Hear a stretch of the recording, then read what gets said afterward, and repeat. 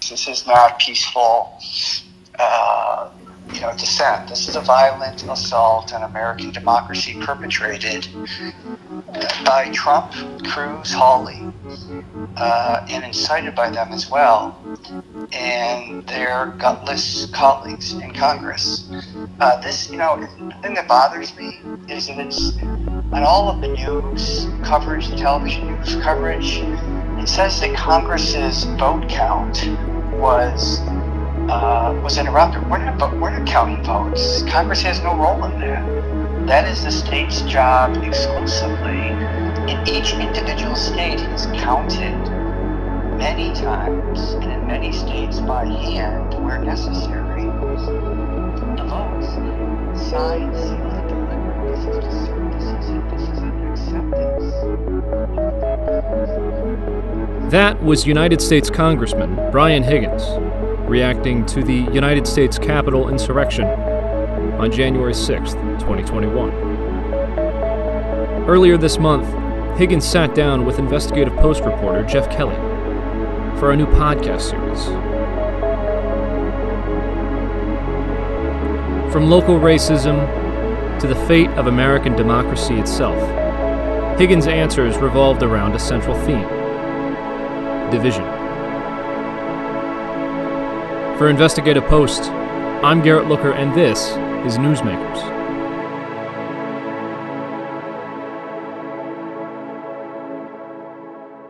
Welcome, Congressman Higgins. Geoff, it's good to be with you. It's good to see you. Listen, Brian, you are our eyes and ears in D.C. Explain the craziness there. Is it really as nutty as it appears? Without question. Historically, the two parties, major parties, had philosophical differences about a lot of things. The Republican Party was hijacked by Donald Trump. And fear is a powerful thing, and he imposes himself on a process that he doesn't understand. It has been very, very difficult. We, as a nation, came very close to losing our democracy on January 6th. There was a plan that could have thrown that election to the House of Representatives, not without a legal basis, but there were ways that they were trying to accomplish that. And when it's Amendment 12 that would throw the election, if they were able to bring Biden's electoral votes to below 270, Amendment 12 could have been invoked, and it's called a contingent election, and it would have gone to the House of Representatives. It would not have been a one person, one vote situation. It would have been one state, right, one vote. And Republicans had control of 26 states, to Democrats 22. That was the plan. So Trump wanted Pence to invoke a constitutional power that he didn't have. But it could have gone far enough where they could have pulled it off. And I just had my good friend and colleague Jamie Raskin in Buffalo last week, who wrote a book. He lost his son to suicide, and then subsequently led the second impeachment of Trump. And it was a violent insurrection, and it was a coup attempt. What you would refer in political science terms is a self-coup, not a sitting president being overtaken by the military, but a president trying to hang on. So it's a problem, and my concern is it's everything's friend-enemy distinctions. Everything is zero-sum. Give me sort of a practical example of how that division leads to dysfunction in terms of legislation and programs. How does it affect individual citizens? You would think that there would be a situation wherein issues would be determined on their merit. You do an infrastructure bill, right? Right. It's pretty simple stuff. Historically, Democrats and Republicans have supported in bipartisan ways those kinds of bills. It doesn't happen anymore. And everyone discusses what they need, and you come to an agreement, right? That's right. That's what the process should be about. When the civil rights of 64, the voting rights of 65, those bills were all bipartisan bills. Environmental laws, after the first Earth Day, most of those bills, the Clean Water Act, the Clean Air Act, the Safe Drinking Water Act, all of those bills were done with bipartisan majorities, and everybody kind of worked together. It doesn't work that way anymore. There's no bargaining like that anymore? There is, but it's suboptimal results. Yeah. And we should be doing bigger and bolder things as a nation. I think we have that capacity, but the political situation does not help to facilitate that. It's an obstruction. Yeah. In his September 1st speech in Philadelphia, the president suggested democracy is in peril, right?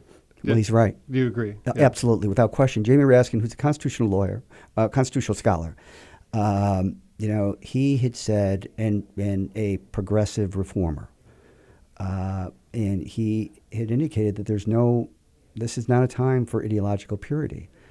All fascist movements and authoritarian movements are only stopped by a progressive right-of-center coalition. And that is what is needed. You are either with democracy, you support democracy, or you're with those who are bent on destructing it. Yeah. In that speech, the president was also careful to distinguish between Trump supporting Republicans, Make America Great Again, Republicans, and this other pool of Republicans. Right. Do you agree? Is that differentiation important? Well, look, you look at somebody like Liz Cheney, who I would disagree with on 99% of issues. However, Jamie Raskin, again, wrote a book on the January 6th events of January 6th, refers to her as a constitutional patriot because she is upholding the rule of law and the Constitution as it relates to this individual district. There is no dispute that Donald Trump incited a riot and encouraged a violent insurrection of the United States Capitol. Think of all the damage that does. You're Vladimir Putin in Russia. You just ask your people to watch American television and just run that. You don't have to say a word. And Putin is saying, see this democracy thing? It's not all that it's, made up to be. Does it seem so different than what we have here? Yeah, exactly. So, it's a big problem. And just, if you've got 90% of people, for example, who support comprehensive background checks for anybody to purchase a firearm, right? Why don't we have comprehensive background checks? There's no Second Amendment issue. There's none of that stuff. When you have assault weapons, there's 330 million people in America. There's 400 million guns in America, 31 million of which are assault rifles. These assault rifles are being used to kill in mass shootings, to kill as many people as possible in the shortest period of time. That is something, if your government can't protect you, if your government can't protect your family, then government loses its legitimacy. And what Trump and his extreme supporters are doing is trying to delegitimize democracy so that he can have his way in whatever it is he's trying to do. He doesn't know what he's doing. Right. There's no end game, you don't think? It's just situational? Yeah, but the problem is I'm concerned that the situation is going to get worse before it gets better. Yeah. Well, in the shorter term, however, there are the midterm elections. There are, and there are polls that are showing some promising trends for Democrats who are otherwise sort of up against a wall as the ruling party usually is in midterms. What do you make of that? Is it enough? Is this trending toward Democratic candidates enough? I think getting legislative achievements done is helpful. I think the Dobbs decision has been very, very helpful. The Supreme Court has lost its credibility. It has overreached. The Chief Judge, Roberts, admonished his associate judges to adhere to the principles of judicial restraint in ruling on Dobbs and overturn Roe v. Wade. And the problem is they ignored him, his associate judges, and he joined them in their majority opinion. Right. Alito, Thomas, they're out there giving political speeches to right-wing extreme groups. Alito is using the term abortionist to describe medical professionals in his majority opinion. It has lost its legitimacy. It is a political, it's a collection of political hacks. And they have demonstrated that. So, they want to throw the issue of abortion back to the states, but at the same time, they want to take away the states' rights to protect their people from gun violence. So there's no consistency there. And it's interesting because sort of across the political spectrum at various points, people have pointed to the court and say it's illegitimate. We can't respect your decisions or how you've made them. It's almost ecumenical. Everybody looks at the Supreme Court and is angry, right? How do you restore the reputation of a branch of government once lost? I mean, Congress deals with this too, right? With disapproval and. Yeah. This is part of the problem when you have your institutions that historically have been respected. When they are obliterated, people lose their confidence in these institutions that were put in place for explicitly good purpose. They all evolve, but this is the problem. The presidency's lost its legitimacy in many ways. Congress has lost its legitimacy in many ways. The Supreme Court has lost its legitimacy in many, many ways. The Catholic Church, you just keep going on and on. The elections, look what's going on with elections. The principles that were established in the 1965 Voting Rights Act have been, you can be criminally charged for giving, a woman who's standing in line to vote in Georgia a bottle of water. This is bad stuff. And I do believe that the vast majority of Americans are of good purpose, but the radicalization of this Trump faction of Americans is, the good thing is Biden got more votes than any president in the history of American presidents. Trump got second highest votes. So, and he, the interesting thing is Trump never received a majority of the popular vote. So the irony is that he got the exact number, 306 electoral votes in beating Hillary Clinton, that Biden got in this past election beating him, and Biden won 7 million more of the popular vote. And somehow his election was stolen. Right. But it seems as if you're suggesting we should thank Donald Trump for reinvigorating engagement in the political process. I think there's better ways to achieve that, but if you're looking for a silver lining, I suspect that could be it. But to answer your question, Geoff, I think that the events for which we will remember the midterms have not yet occurred. And finally, I just want to say about the community of Buffalo. Buffalo is a tough place. It's resilient. It has overcome adversity in many circumstances. We have never had such terror exacted on this community in the entire history of this community.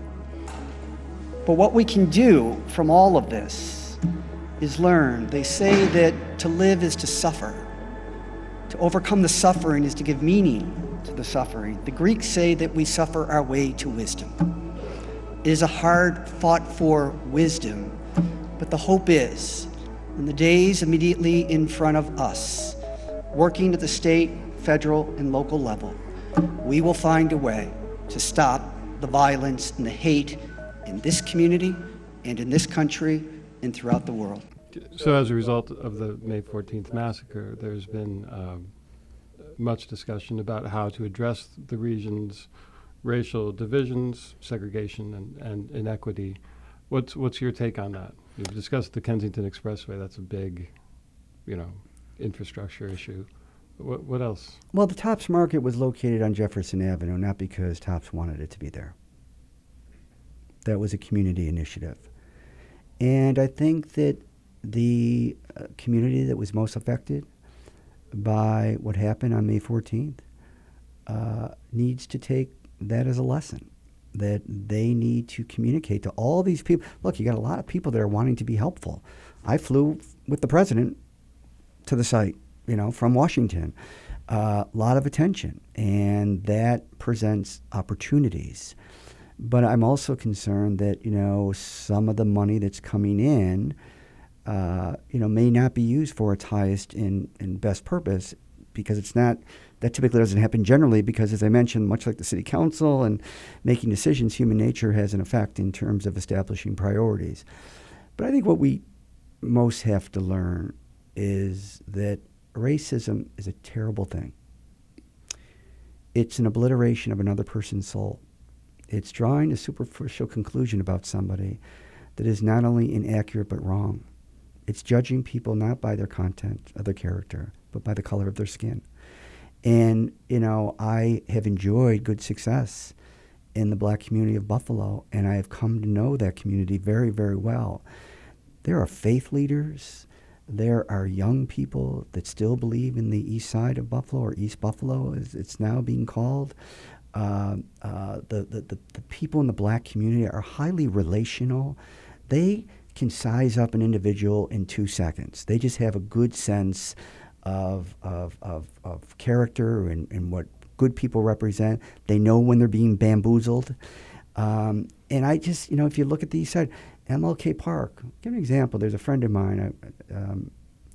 He's part of a group. They grew up on the east side of Buffalo, near Westminster, predominantly black community. So he invited me. They have a reunion every year. It's called the Westies, right? And it was at Como Lake Park.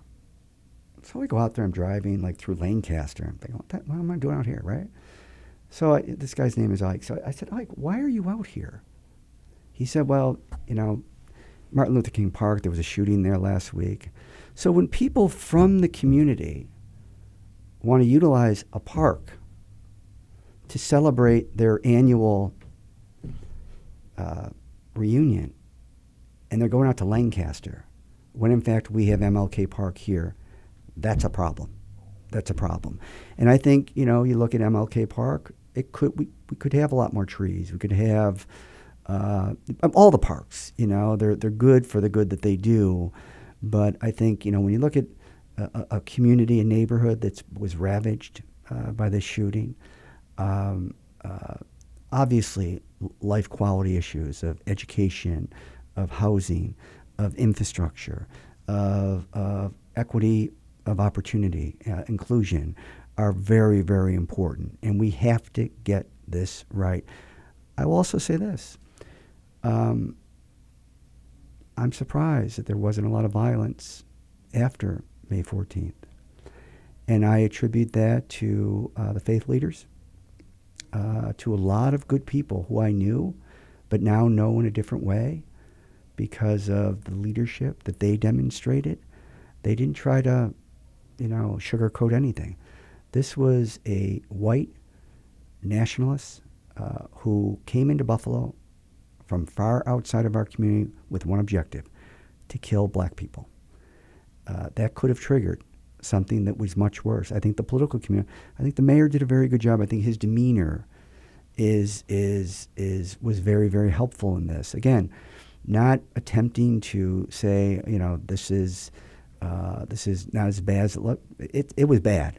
It doesn't get any worse. But to also say we're going to be okay. And I saw that in, many of the vigils, many of the meetings with faith community, elected officials, etc. So I think Buffalo responded as best it could. But you've got to find a way to honor the memories of those good people that were killed. And the best way to do that is to create a healthier, more inclusive neighborhood that they were all committed to. These were good people. They were fathers and mothers. They were grandparents and retired school teacher, retired police officer.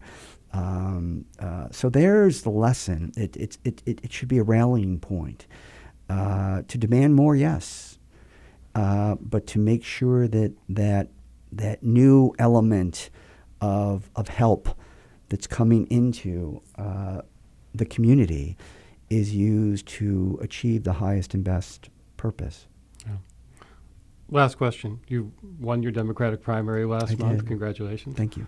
You were, unless the levee breaks in November, you'll be elected to your 10th term in Congress. Yeah. How much longer? Well, I still am I'm highly energetic. I believe in, I still have a vision for the community that I love, the city that I love, the cities that I love. We have a vision for Niagara Falls. I have a vision for the city of Buffalo. I think, the last nearly 2 decades, we did some things that changed Buffalo for the better, including, an attitude about what we are capable of. With my tenure, I have more seniority. I'm a member of the House Ways and Means Committee. I could potentially be chair of the Budget Committee if the Democrats maintain the House. With that comes influence, and working with my Senate colleagues, we can deliver a lot more good things to Buffalo and Western New York. So I feel very young and very energetic, and I will continue to do the best that I can for this community that I love. Very good. Well, thank you, Congressman Higgins. Thank you, Geoff.